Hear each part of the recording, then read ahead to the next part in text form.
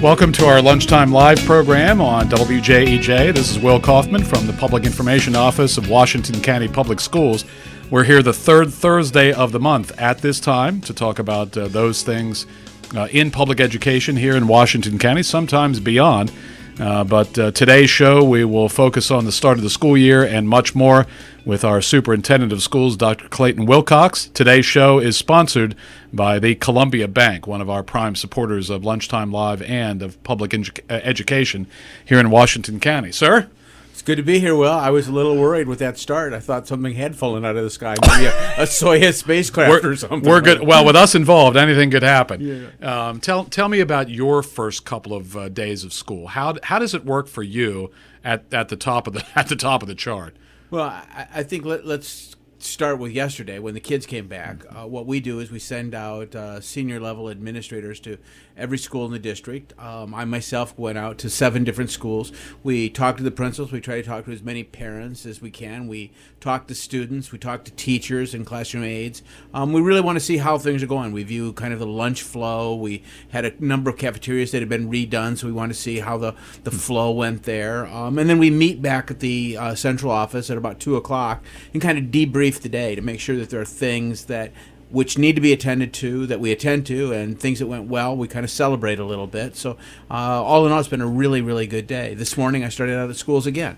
I know in the schools, there's a lot of excitement and energy, and there's it's a different feel than what it is from our corner at the central office and just outside of the buildings. I like to think that quiet from our corner outside the buildings is a good thing, and that I don't know that I have felt a quieter start to a school year. Part of that means that we didn't experience difficulties of any sort on day one, or what appeared to be. Well, certainly somebody could call in right now and say, well, wait, this happened to me. Right. But I think you're generally very correct. In my previous 5 years, there were always little glitches that you heard about, whether it was transportation, a bus didn't get onto a street and perhaps pick up a group of kids, or, a lunchroom we had, just the flow didn't work, an oven broke down, we couldn't get foods, we had to satellite stuff in.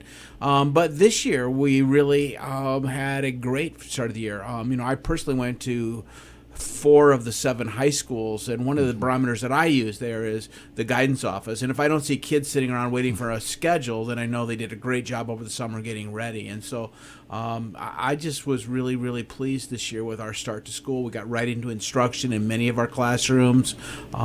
Just lots of good things were going on. You have to do some of those kind of routine things on day one for kids. So make sure people know where the bathroom is, where the gymnasium is. Got to make sure you know where the offices are and things like that. But by and large, that stuff gets done really quickly now. We also use student leaders to kind of help their peers figure that out. We have these programs called Link Leaders, and they help a lot with that. So we had a good start, really good start.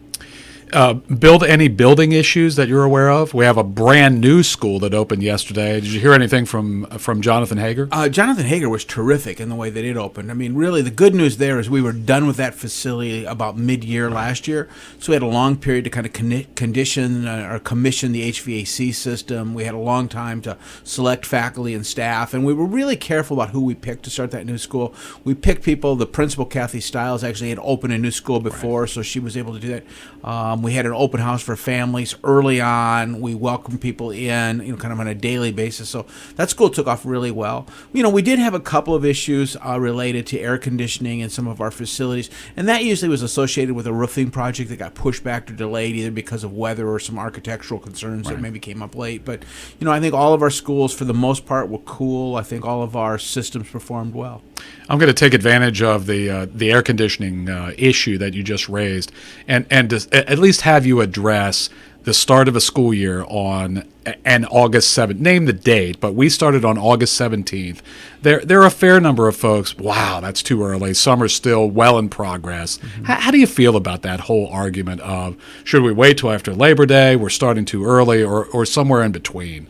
Yeah, I don't really have a strong feeling one way or another because my work goes year round. Right. But I think for kids, there's probably 50 cents on one side, $50 on the other, saying that an early start or a late start is there. I know what people thought historically. Our calendars were based kind of on an agronomy-based economy where kids had to stay home and help on the farm. And, maybe there are some kids here that still need to help out. And, that you also hear the advocates who say, let kids have summer. The reality for us is that we're kind of forced by calendar to have 180 school days. Once we do that, if we also kind of honor the traditional holidays and we put a spring break in there, then we're going to be going till mid-June or later if we have those 180 days. So I think people have to decide which poison they want, either the late end or the early start, or the late start and the early. I'm even confused by it. But I think for me it doesn't really matter. There was an argument years ago that people made that you want to get as many days in front of the high stakes test as you could. But our philosophy is very different than that. We're going to just teach well and let those tests kind of end up where they end up. We don't really aren't driven by them like perhaps past administrations or others were. We think that there are things more important than those tests.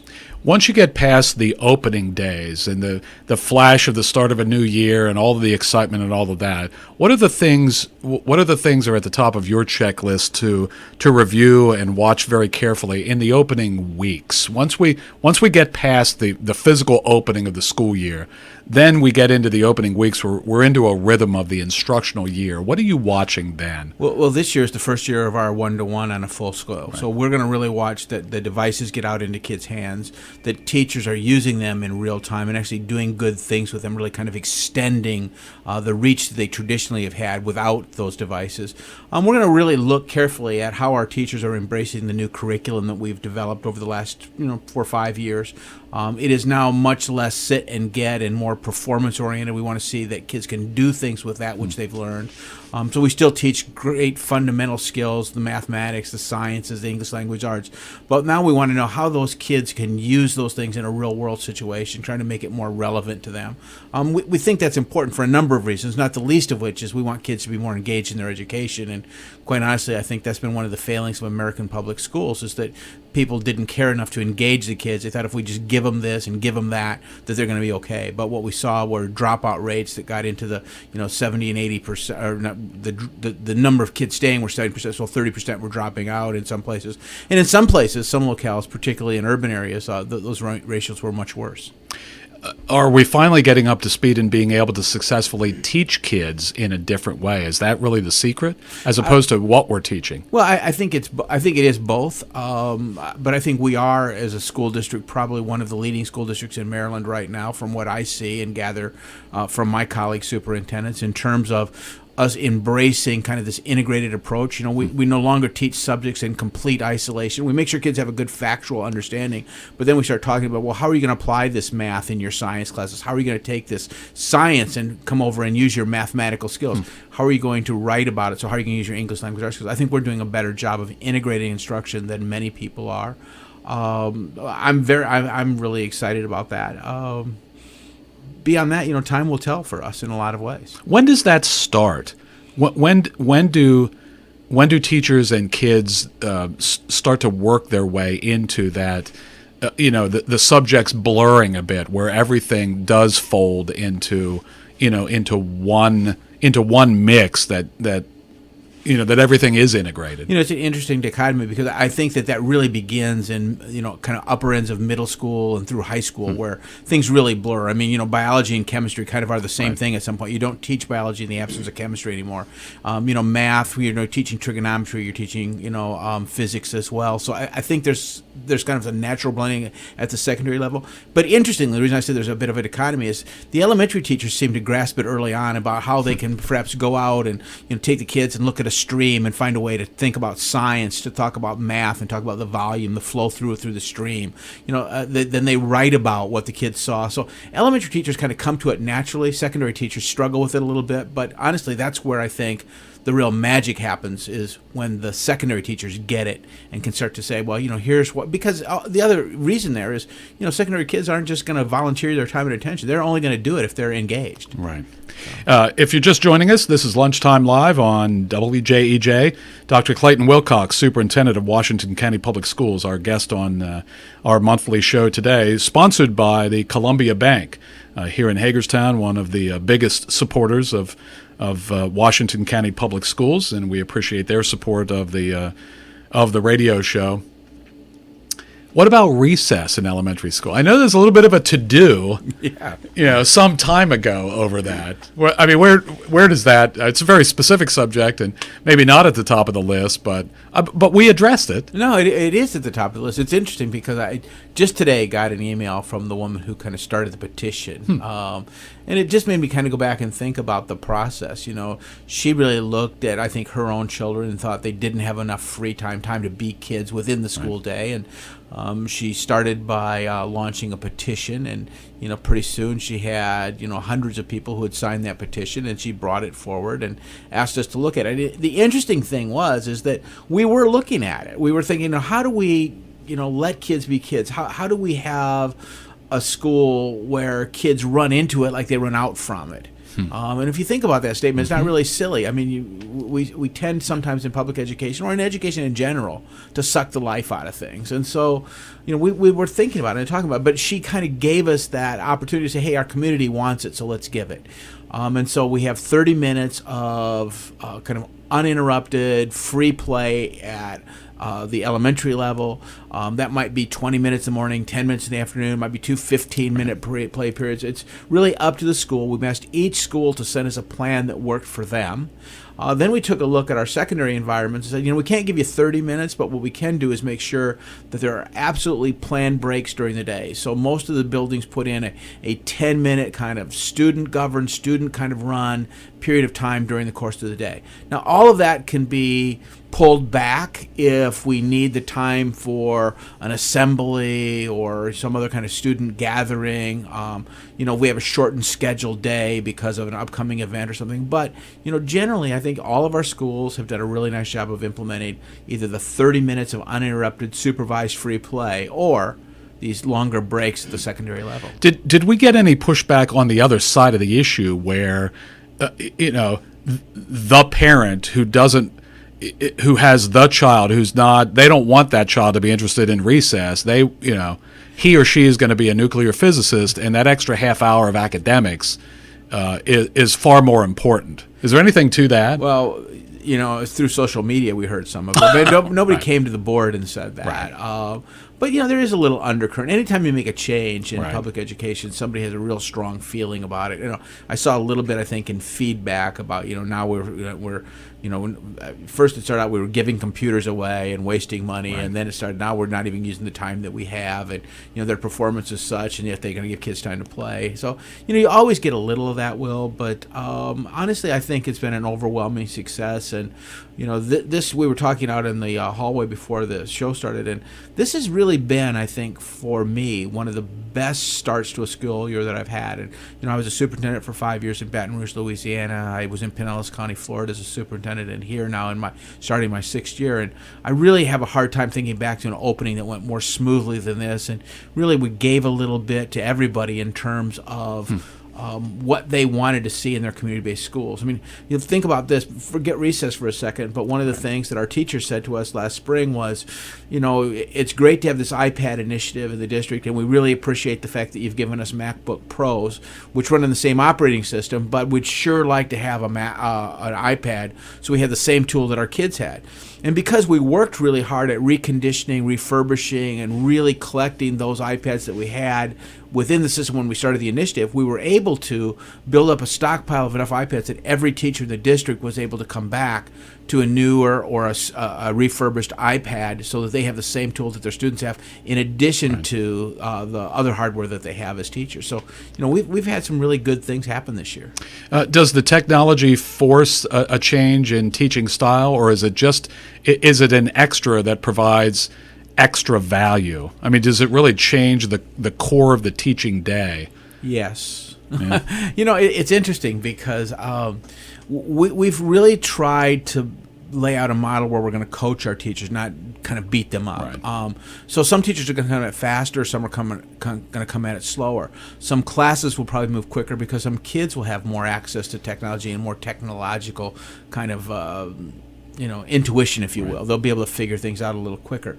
I think what you're going to see is teachers seeing this as a force multiplier in their classrooms, that, let's say that you're in an art class and you're talking about Impressionist paintings. Well, why don't you get out your iPad and let's go to the Louvre. Let's go to the Museum d'Orsay and see some of the world's greatest painters, Impressionists. I think you're going to see in social studies classes, when people begin to talk about important historical artifacts like the Magna Carta as a basis to forming our Constitution, they're going to go look at the Magna Carta together. They're going to pull that document apart. They're going to use the seminal documents. It's funny. I run into people all the time who say, you don't teach cursive writing anymore, and pretty soon, the whole world's going to come to an end because you don't. And I always say, well, yes, we do, but this, I think, gives even more importance to the teaching of things like cursive writing, because if you're going to pull up some of these seminal documents like our U.S. Constitution and you haven't studied cursive writing, you're not going to be able to read it. And in this case, I think kids are going to say, oh, I see why I'm learning cursive writing now, to understand our country's founding documents. So I think there's some magic here that we haven't even really unpacked yet, but I think good teachers are starting to show it to me every single day. I think easily the kids are going to be ahead of their parents in a lot of cases. This school year in particular, because we're really at it right from the start. Yeah. I find that a fascinating prospect to see how this works in households across the county when these kids are coming home from days where the magic has appeared via an iPad, even in limited doses. But like you said, anecdotally, I mean, those moments are going to happen all day. Yeah, in all the schools. And I think one of the things you're going to see is, where a parent might be playing Pokemon, the kids are going to come home with something much more sophisticated than that, and even a gaming solution that's more sophisticated than Pokemon. And the kids will come home and say, "Hey, mom, I know you're playing Pokemon, but did you know that that's a virtual reality based game? It's a 4G technology, and mom, we were starting to use 5G technology at school." I think it's going to be really good for our community as a whole. I'm really hopeful that some of the parents will actually use the devices at home as well to do some research that's kind of home-based research. I'm hopeful that they'll, get the iPad out and perhaps search Google and take a look at menus, for making a different kind of dinner around the house. And, that might lead to some conversation with the kids. And again, that's another opportunity for parents to be the first best teacher that the kids have. Even if it's something as simple as making pancakes and you're talking to your child about, use a cup of this or a cup of that, use a tablespoon of this, that's real math, and that's real world math. So I'm hopeful that these devices will help do that kind of thing.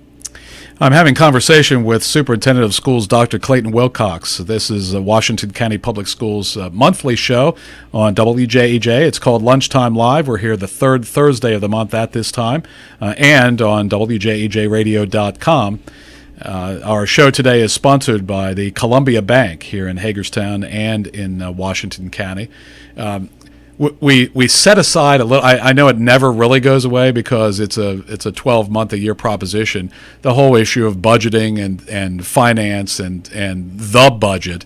Is it that quiet at the moment? Well, no, the budget is always going. It's interesting right now because we were able to. The budget is largely predicated on salaries and what we pay in terms of benefits. And about 85 cents out of every dollar that we take in goes to support salaries or benefits in some way. And, I think people lose sight of the fact that, we're a $260 or $270 million business. And, you can quickly do the math and see how much we're spending on salaries and benefits. And, right now, as we take a look, for example, at classrooms and class sizes, there are a lot of people who say, I don't want 28 kids in my kindergarten class. And that's easy for you to say, and it's hard for me to deal with because, for me to add a teacher unit, my average teacher salary without benefits is about $55,000, $56,000. You add benefits to that, and I'm putting $75,000 to $80,000 in that classroom. So, you can only make so many mistakes, and all of a sudden you've got real budget pressure. So right now what we're doing is we're taking a look at purchasing, we're looking at purchase orders, we're trying to make sure that we have just what we need in all of our schools. At the same time, we're looking at where do we have potential excess resources. I think people sometimes lose sight of what I do on a day-to-day basis. I mean, I really am the chief operating officer of a large school district as well as being the chief executive officer. And so, a lot of what I do, probably 60 to 70% of what I do every day is on the business side of the organization. And there's probably never a busier time than right now for us because any place where we missed it in terms of staffing, we now have to figure out a way to fix it. And, everybody wants to add a teacher, but nobody wants to take a teacher away. Right. So let's just say up at Cascade, we might have a class of 14. Well, nobody's going to let me take that class of 14, made it in with another class that even if that only got them to 27 or 28, to take that teacher and put them somewhere else. But in reality, that's the kind of stuff we've got to start thinking about is, if we have 3 teachers and we have 35 kids, one of those teachers has probably got to go. It'd be wonderful to have 12 kids in a class, right, or 11 kids in one class and 2 kids in 12. But we just can't afford that as a community right now, given the resources. Right. Although on average, our class sizes are still pretty attractive. Yeah, when we try to staff our elementary level, at the primary level, we try to get to around 18 or 20 to 1. That's some of the lowest class sizes in the state of Maryland. We then try to intermediate school, like grades 2, 3. We try to stay 22, 24 to 1.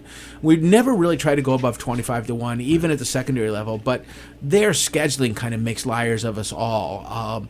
If you used to have a class that is really for some kids who need a lot of help, and you got to push the class size way down to 7 or 8 kids because they just haven't gotten it, or maybe there's some learning disability or some challenges there that, but for the grace of God, there go I. We might have to push that class size way down, but that pushes another class size way up. So, anybody who's been out and played that game Whack-A-Mole at Chuck E. Cheese, that's a bit what we play with staffing. It's, where do we have to have a low one? Where do we have to have a high one? Which one do we have to suffer in order to kind of balance things out? And again, it goes back to that old adage, liars, averages make liars of us all. Well, when we bring in new teachers, and we had... we do an annual series of events is not the right word, but we put in annual work for the folks who are going to be brand new to Washington County Public Schools each year. It seemed wildly successful this year. Maybe because some of it was perfectly public, but it seems like we welcome teachers. What do we do then to keep them? Well, it's all about working conditions, right? I think, you got to treat people fairly. You got to pay them adequately. And people have to perceive that they get a value for, the labor that they exchange. So, we work hard not to beat people up. It's funny, as a superintendent, I catch a lot of grief sometimes for different things. I was just reading something this morning from one of our local union members, and, he was saying, how when somebody complains, then coincidentally I go show up at their building. Well, the reverse of that would be true. Is if somebody complained and I didn't show up, they'd probably complain too. Right. So I guess what I would say, to the new teachers, we try when we recruit to explain the value that we have. It's the technology, it's the collaborative nature of our work, it's the team-based kind of approach that we have. We have mentor teachers that support them. Right. We have lead teachers in the school who help them with instructional methodology and help them with resources and materials. I think we have the best administrative team that I've ever been associated with at the school level, and quite honestly at the district level right now. We have some great school-based leaders who really work hard to make their teachers successful. They create an environment where great instruction can take place. And that means that they're managing student behavior, but they're also kind of interceding when the adults in an organization maybe get a little sideways. So I think, this year we hired about 116 new teachers. That's down a little bit from previous years. But, Will, I'll come back to this. We've been voted 2 out of the past 4 years as the best place to work in Washington County.